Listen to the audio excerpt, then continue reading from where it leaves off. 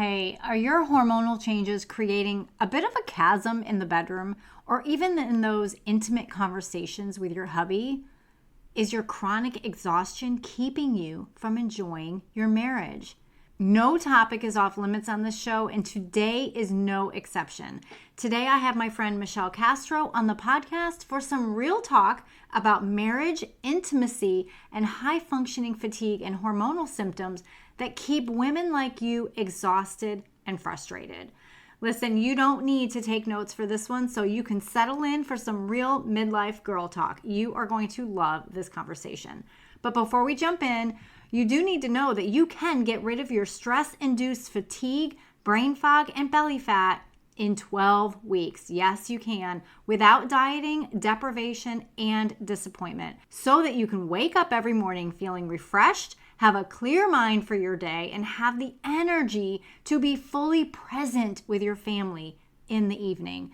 It's not only possible, it is doable, and really it is not as hard as you may think or have tried in the past. So book your fatigue freedom breakthrough call right now while you're thinking about it. The link will be in the show notes and down in the description.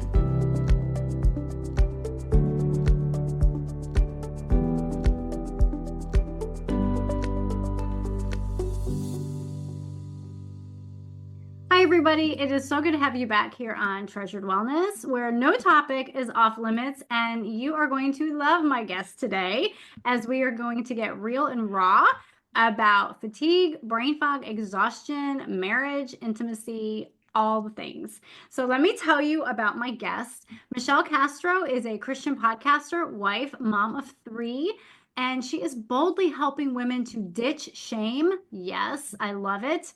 And reclaim God's design for sex, marriage, and intimacy, one raw conversation at a time. She is a podcast host of an amazing podcast called Rip It Off. You will want to subscribe. So, Michelle, I am so happy to chat with you today. How are you? I am doing well. I always love any opportunity to talk with you. It's the best. Yes, we have such great conversations on and off the air, of course. So tell us a little bit about yourself and what are you treasuring? What are you really treasuring right now in this season? Okay. Well, that is like kind of a loaded question because my oldest daughter is getting ready to get married. So I feel like I'm treasuring time, like Yeah, time with her, which we should treasure all the time. yeah, But sure. it's not until we are faced with this situation where we're like, okay, there is an end date in front of us. And so I really want to treasure this time. She graduates from college in a couple of days, and then in just a couple months, she will get married. So, yeah, I would say that. It is such a special time. Is she going to be staying local or moving away? They will be staying local. He still has another year of college, so which is right in our town. So we know they're here until at least next year. I love And that. then I don't know. I mean, we live in Southern California, so it's stupid expensive.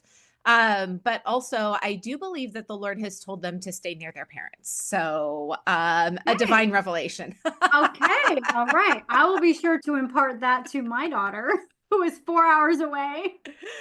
I mean, I guess 4 hours would not be too bad, but I don't know. Yeah, we just, as a I parent, you know. want them to first be walking with the Lord, and then I guess whatever happens after that is okay, I I know it guess. is so hard. It's another level of parental like heart, that mama heart pain, It's just it's Yes. so different. I know when our son got married right out of college, they got married 2 weeks after graduation and moved to Colorado 2 days after their wedding. Oh, And we wow. live in North Carolina. So it was like, Okay. what are we doing? And that Right. that was hard, but they're back in North Carolina now, so that's nice. Yeah. So, I I hope for your sake that she does stay close because yeah. it's so special having our kids close to us. So I know that you have such a heart for women and specifically for women and their marriage and for the things that really aren't talked about, Michelle, in the church, and they haven't been. And there's a lot of different directions that you and I could go right now, but I really just want you to kind of hone in on what led you to the work, the very God-given, God-directed work that you are doing right now with the Rip It Off podcast. Well, when I was 5, I said, I want to have a podcast about sex. No, I'm just kidding. That's what every guest that comes on, I'm like, so was this what you wanted to do? No, not at all. I wanted to be a Right. teacher. I wanted to, Of course. well, like anything, it's not too dissimilar from your own journey. You start this because you walk through it Yeah. and you realize that, wait, just 1 second. I am not the only one who has struggled with my health. I'm not the only one who's struggled in my marriage.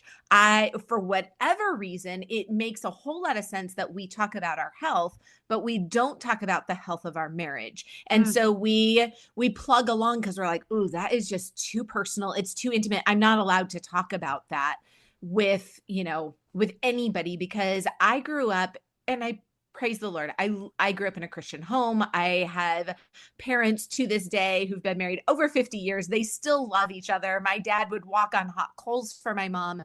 So I've seen love and true godly biblical love just played out in front of me and sacrifice but within the church, we didn't hear a lot about problems. You saw like, this is a great couple. And then, oh my gosh, they got divorced.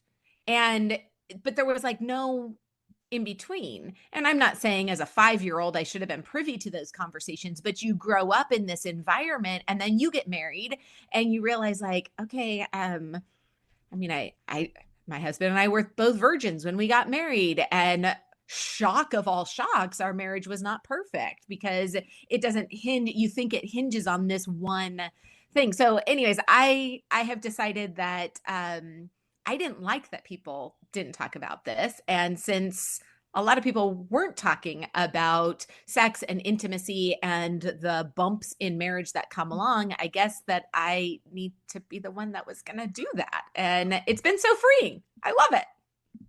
Yeah, absolutely. And what does your husband think about it? I think initially he thought this is great. I'm going to have more sex. And if I'm honest, so it really allows a lot of conversations of course I want us to have more sex, but it's not just about sex. It's about intimacy. And it's really about making that connection. So he's fully supportive. And I said, hey, babe, I love your support, but will you just double down on praying for me? Because what we know is Satan, when we accept Jesus Christ as our Lord and Savior, you get a bullseye on your back. And then when you get married, you have another bullseye. And when you have kids, you have this other bullseye. But when I'm going to be so bold as to talk about something that Satan actively wants to destroy, because what is his purpose? He wants to seek to destroy. He wants to kill. He wants to destroy everything that God has called good. And God has called sex and intimacy in our marriage really good. Like he designed that for us. So I was like, just double down on praying for us, praying for myself, praying just for this force field around us that he will protect us and really just give us that sweetness, which he does. He's very kind. Love that. Where would we be without our supportive hubbies, right? I mean, for sure. It's just so amazing to have that. It's really truly a gift. And I know that you yourself, we have talked a lot over the last year about your own fatigue struggles that you had and maybe even are still having, and you've tried some things to help yourself recover, even while building out this new podcast, because you had a podcast before and then God brought this to you, like, this is where you're supposed to be. So building a new podcast, that's a labor of love too, right? And then pouring into the women that you're serving as well. And so we've talked about the physical, mental, spiritual toll that the exhaustion specifically in this midlife season is taking a toll on us. And so kind of just share a little bit about your life. How was your life impacted due to your fatigue, the brain fog, that struggle to feel well? And how did it affect your marriage? How did it affect your the intimacy in your marriage, because like you said, it's not just about the act of sex, it's about the snuggles, it's about the communication, it's all of those things, the cute little let me text you and I love you or whatever. It's all of that, and when you don't have it in you, that can change. So just kind of walk us through how that affected your life and your marriage.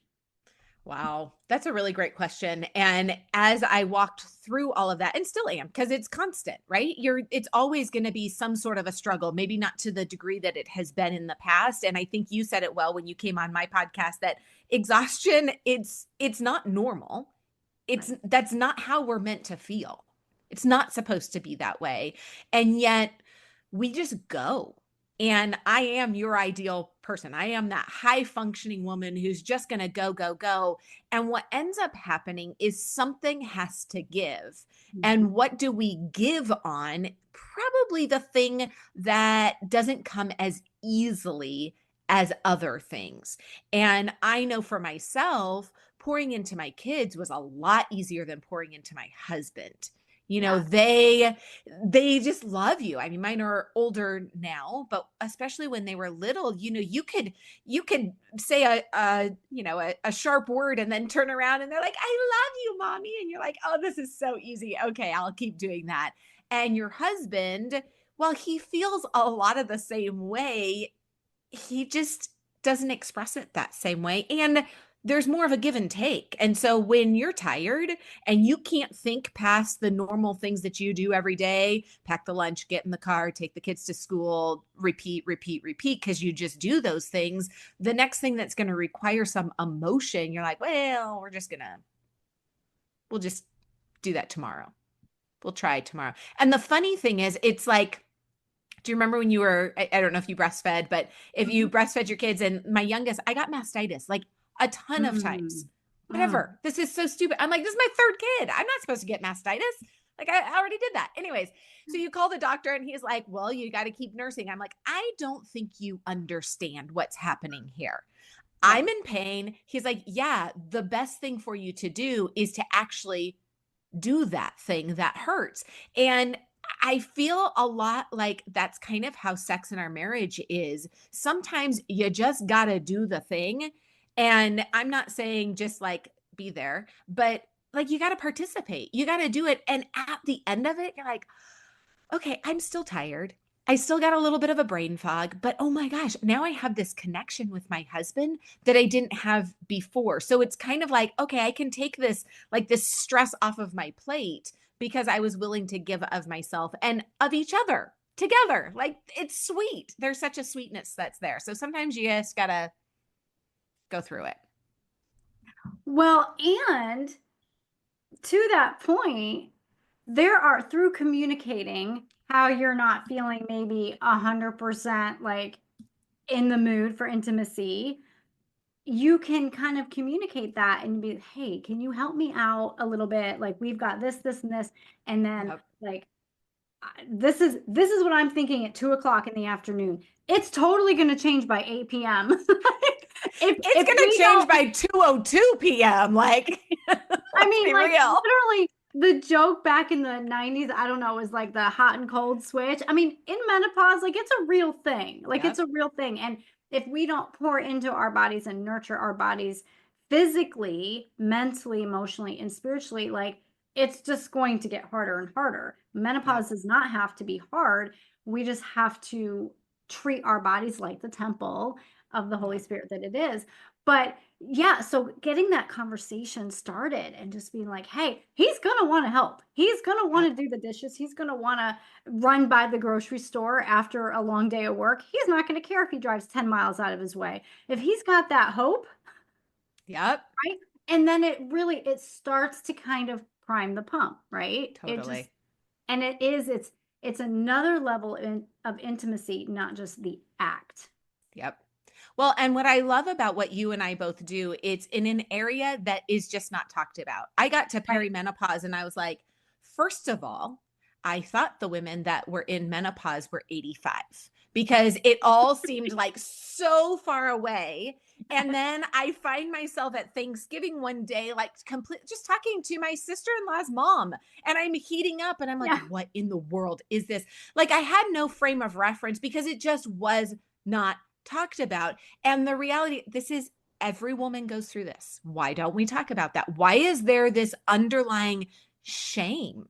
Why was there this feeling of like, no, no, that's not me. I'm too young. I'm too da, da, da, da, da. Instead of being in touch with our body, I don't know why the church wants to say God created us. It's awesome, but we don't want to talk about it.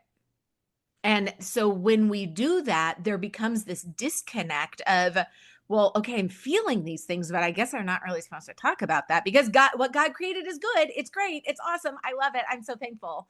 But I'm struggling with this and I don't even know where to go. So then we find ourselves even more frustrated, even more confused, even more like at wit's end because they're like, well, also I can't remember that thought that I just had. But I guess that's normal because, if I Google menopause, throw a symptom at it and it hits and it sticks and you're like, okay, that's what it is. So we don't talk about these things. So then we create our own scenarios out of it. And in my case, when it came to sex and intimacy, I just wrote my own doctrine, wrote my own theology that was based on nothing actually factual. So then you go through and you're like, well, I guess this is how it's supposed to be. And yet it's very much the same with, our health. We just write this narrative that God never intended. And he's like, actually, I put people around you who will help you. You just actually have to open your mouth and ask the questions.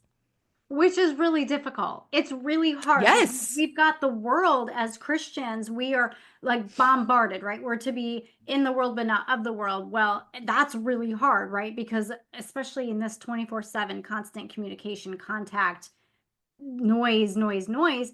And there's such an influx of information about menopause and all of that that we really don't want to be seeking out because it's just going to keep us stuck and it's going to keep us spiraling.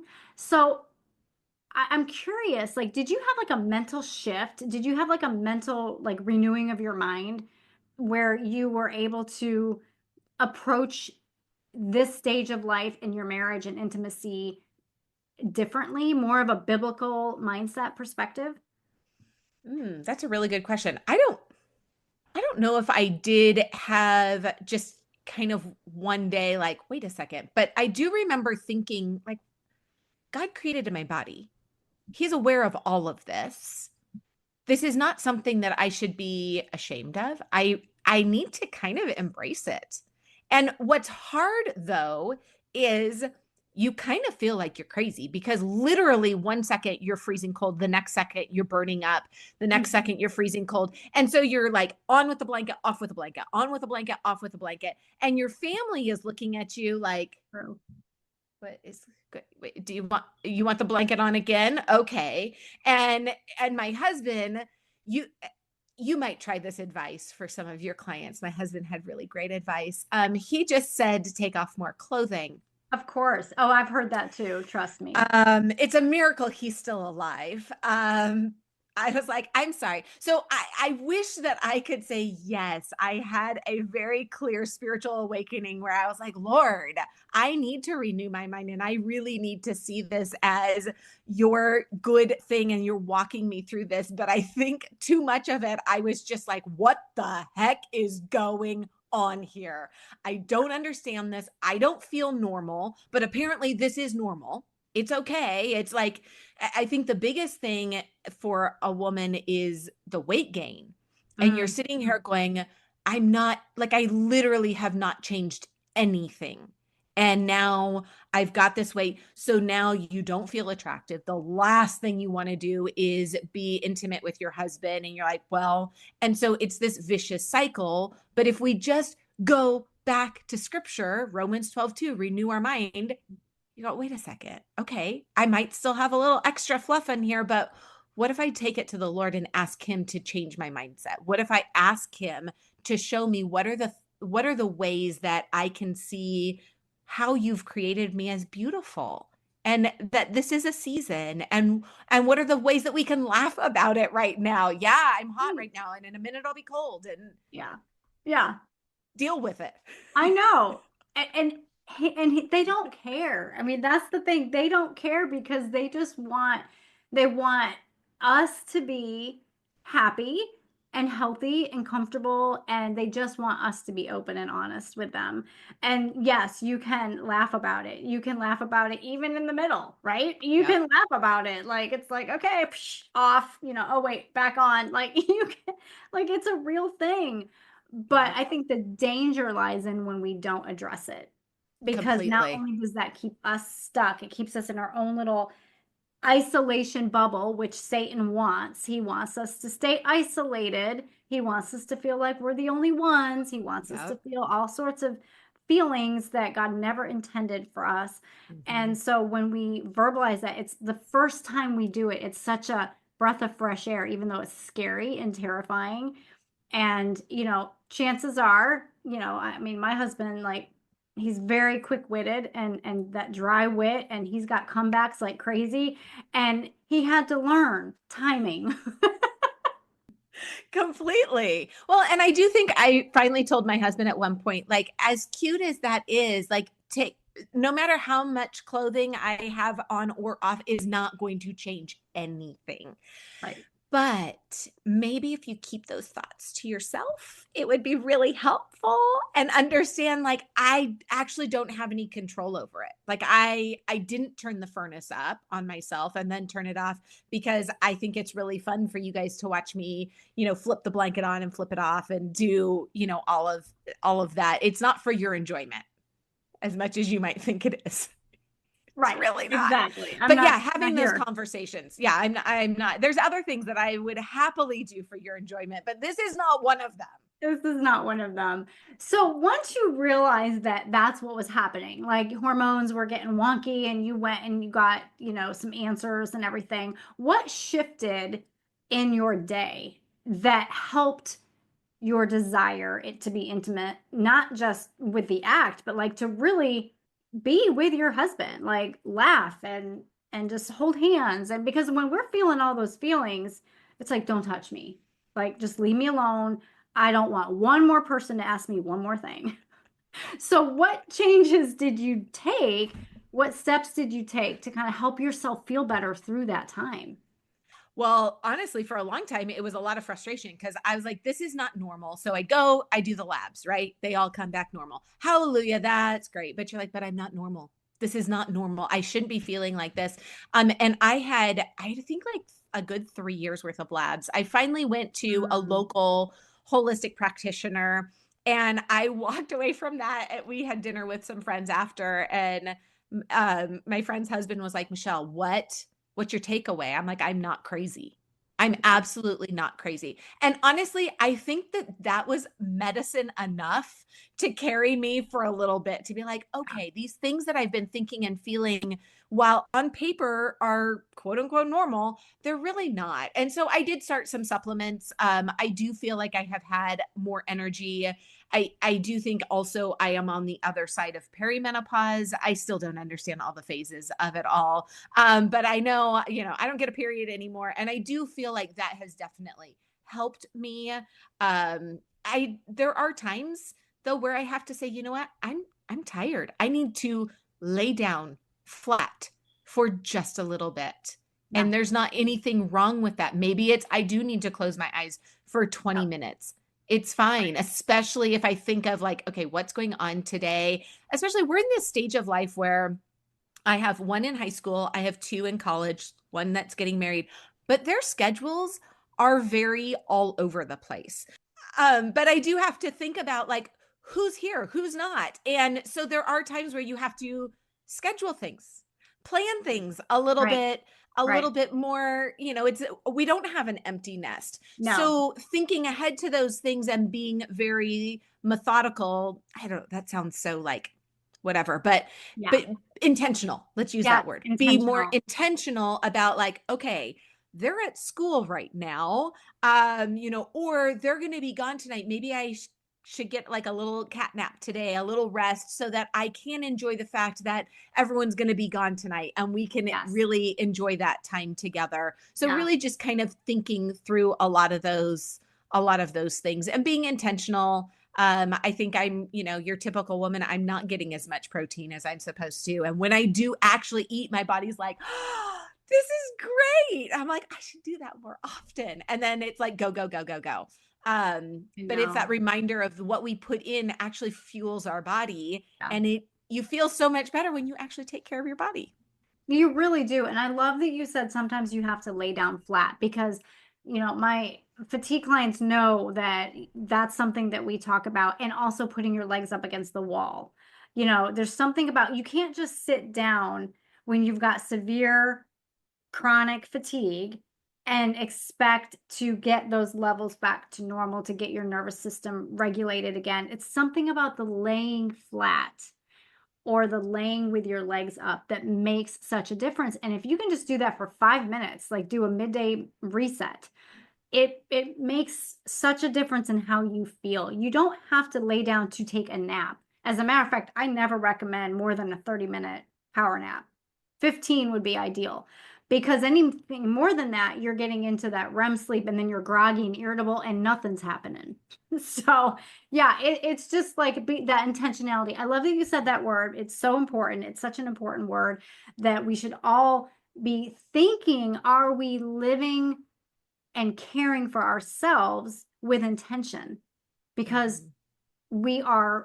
we're worth caring for with intention because we have important kingdom work to do, and that's what you're doing kingdom work for these women that God has placed on your heart, and it's just so beautiful, and you need to feel your best so that you can Yeah. continue pouring into them the way God has called you to do. So Yeah. I just love this so much. Could you maybe just leave our listeners with some encouragement, a treasured truth?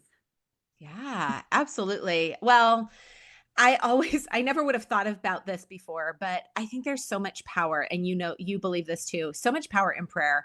And I don't know where she's coming from at this moment right now, but take it to the Lord.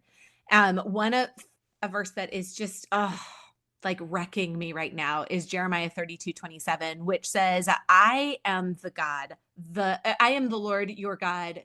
Wait, I am the Lord, the God of all mankind. Oh, wait, here it is, right here. I won't miss. Behold, I am the Lord, the God of all flesh.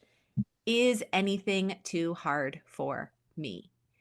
And we can so easily compartmentalize and be like, okay, well, he's saying, is anything too hard for me? But what he means by that is, a severe health crisis, financial Mm, crisis, a bad trauma, mhm. whatever it is.